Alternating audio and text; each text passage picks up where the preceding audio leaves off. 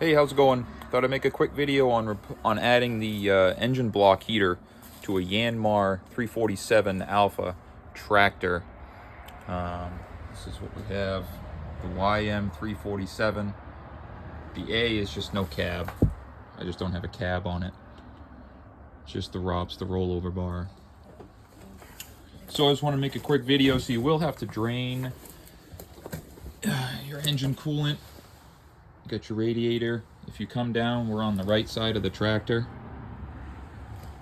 If you come down underneath your radiator here, there's a plastic drain plug right here. I don't know if you can even see it.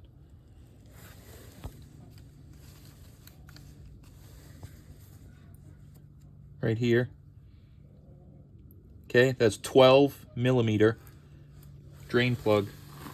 For your coolant, you'll need a tray to drain it in. So you can pull that drain plug, take your radiator cap off, obviously. This is your overflow. So to take these off, you really gotta push down because there's a stop. So you gotta push all the way down to actually get it to come off, and it will come off. Mine's a little overflow because I haven't started the engine yet and let everything fill up.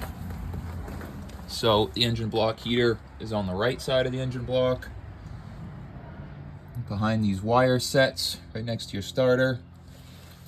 Okay, you'll have to take all this off. You're better off just to take this whole plate off. The instructions talk about that.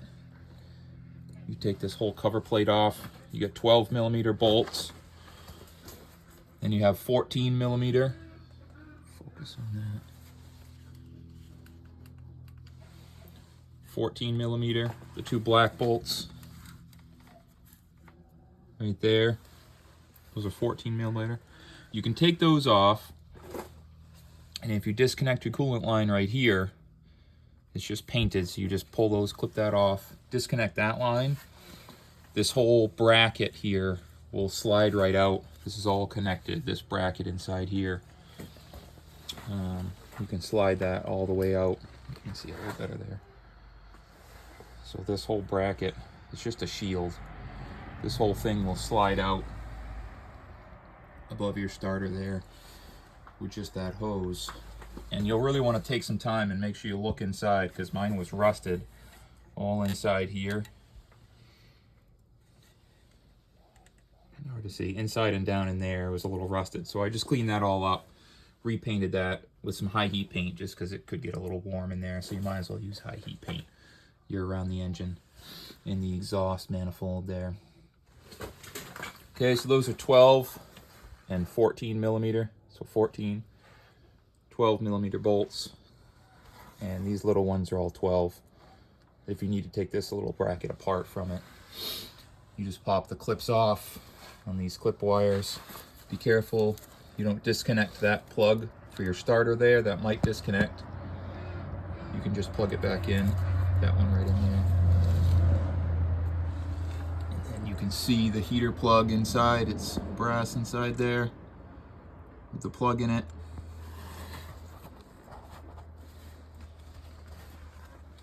It's kind of hard to film these, but right inside here. You have to take this bracket off because you can't get your socket in to tighten this in. And that's a 36 millimeter socket to tighten that heater in there, okay? And then you can just mount your cord wherever you want to zip tie it. I'm just going to zip tie it down somewhere so it doesn't pull off. But once you drain your coolant, take that bracket off, then you can pop the plug that's inside it.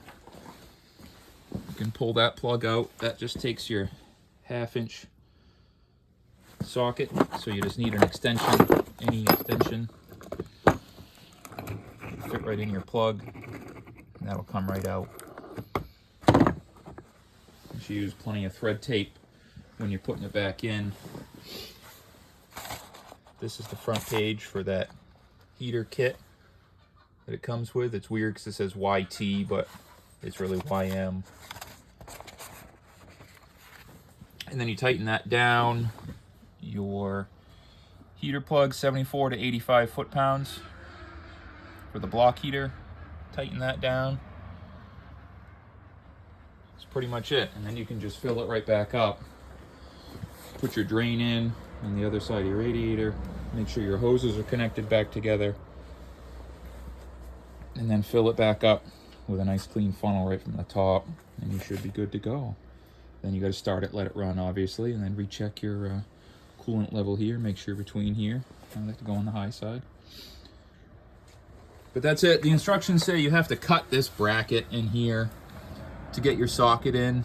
You really don't have to. You can just install it and then put the bracket back. I mean, it takes 2 minutes to take the bracket off and pop a hose to just take the whole thing right out. So there's no real reason to cut into that bracket because you shouldn't be removing that heater. So, all right, guys, make sure you check everything too. Like these bolts on the starter were a little loose for some reason, so I retightened those, resprayed it with battery anti-corrosion. Get that all set. All right, guys, thank you. Bye.